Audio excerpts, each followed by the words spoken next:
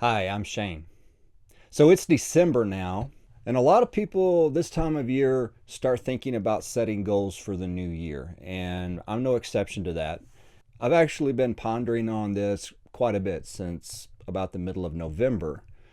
Every year since my late 20s, I've set new goals for myself this time of year, reevaluated old goals. But I don't just do it in the new year. I also reassess things on my birthday and again at the middle of the year. There have been some years, even several years in a row, where I have accomplished everything on my list. But then there have been other years where I didn't accomplish anything at all.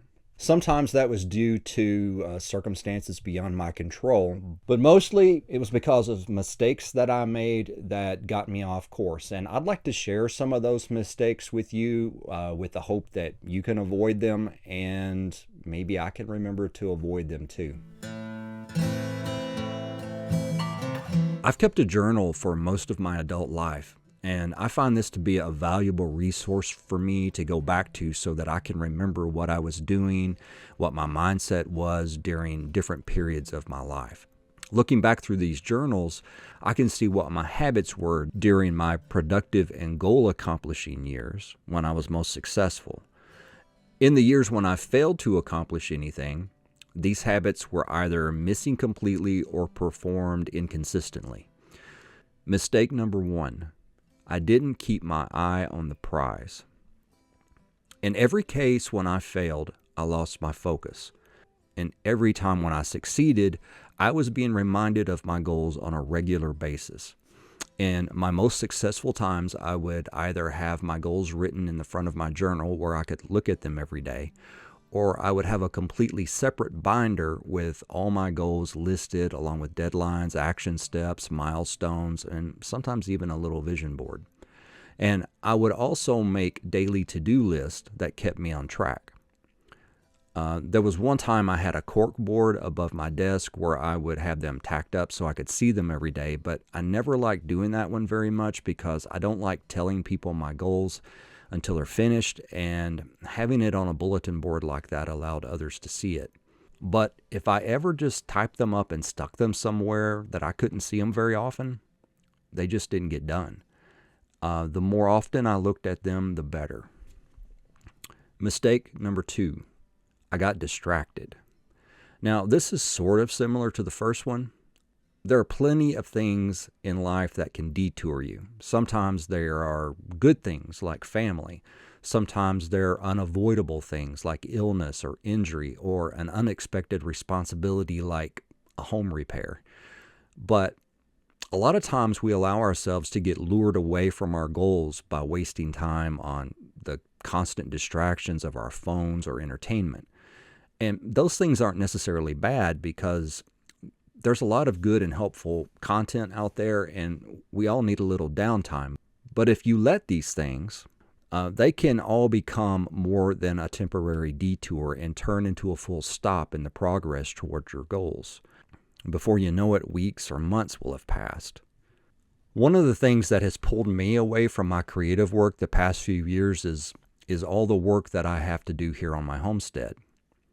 Every year in early May, I have to completely pause my creative work so I can start planting, and then for the next few months, working the land takes up almost all my time.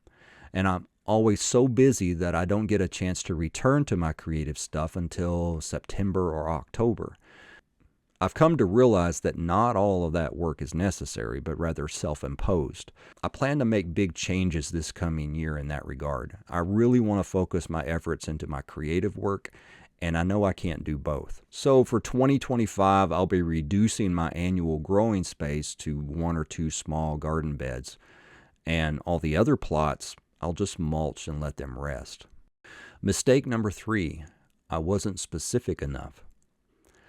If I didn't give myself a specific goal with a deadline, and if that goal could not be broken down into smaller steps so that I could track my progress, it usually didn't get done. I like to set big goals most of the time, and if it wasn't measurable and specific, it would seem too big, and that would cause me to procrastinate. Back when I was showing regularly in galleries, I would get scheduled to do a solo show at some gallery. Usually it would be a year or two out, and I would know the space. I would know how many paintings that I would need to fill that space, and knowing that, I could break it down so that I knew deadlines for each painting in order to be ready in time. I would even make myself a countdown calendar so that every time I went into the studio, I knew exactly how many days I had left and whether I was on track. And it's amazing how effective that was. When I was writing books, I knew if I wanted to have a rough draft of an 80,000 word novel ready in 3 months, I needed to write 1,000 words a day. I didn't just say, hey, I want to write a book.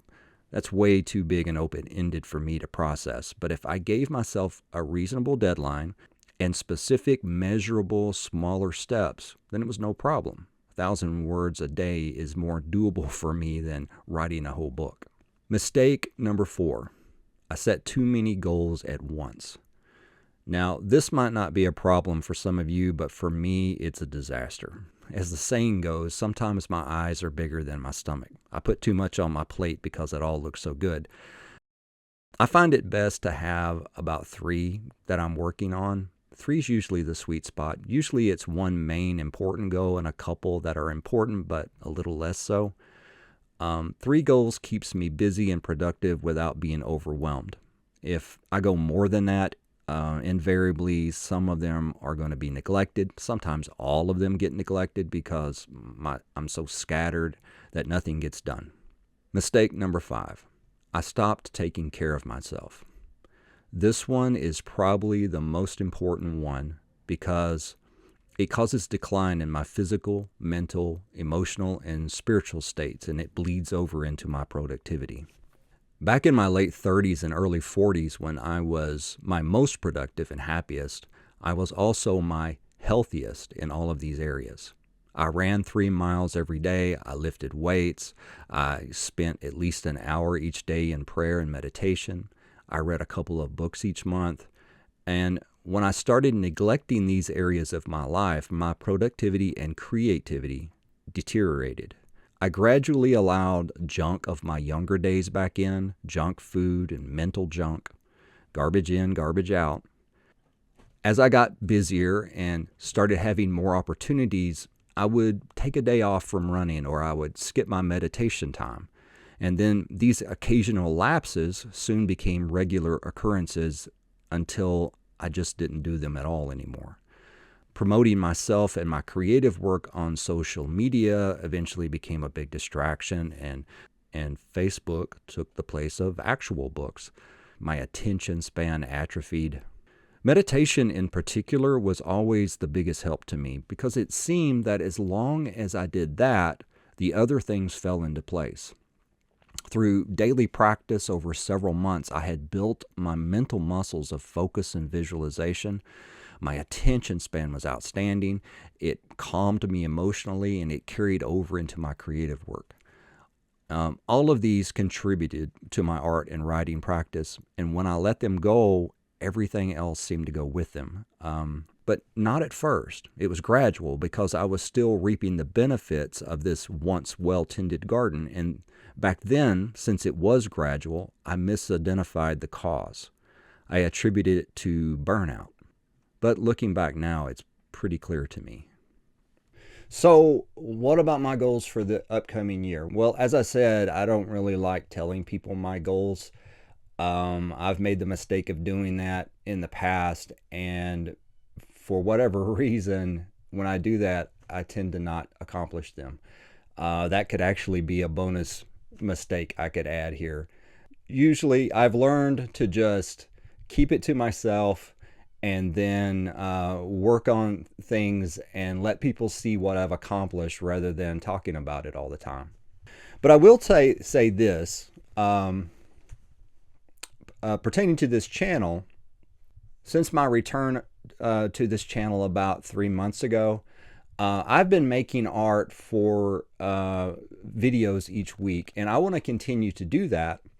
But I don't want to make art for the purpose of making videos. Rather, I would rather it be a way for the videos to be a supplement or to showcase what I'm working on. And it's kind of a similar thing, and I guess from the perspective of the viewer, nothing's really going to change, but I want my creative work to be going in one direction and to be working toward a larger goal. Now, in the past, when I was showing in galleries, I would make paintings for the purpose of that larger goal of a show in the future. But these days, I'm not that interested in showing in galleries anymore. I won't say that I'll never do it again, but there are just so many other possibilities, and I'd like to explore some of those a little more.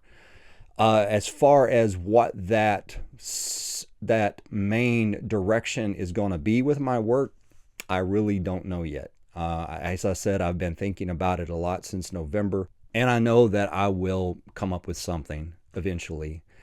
So that's all for this video today. I really appreciate you watching. I hope you can avoid the mistakes that I made. I hope I can continue to avoid them, and I hope you reach your goals in record time.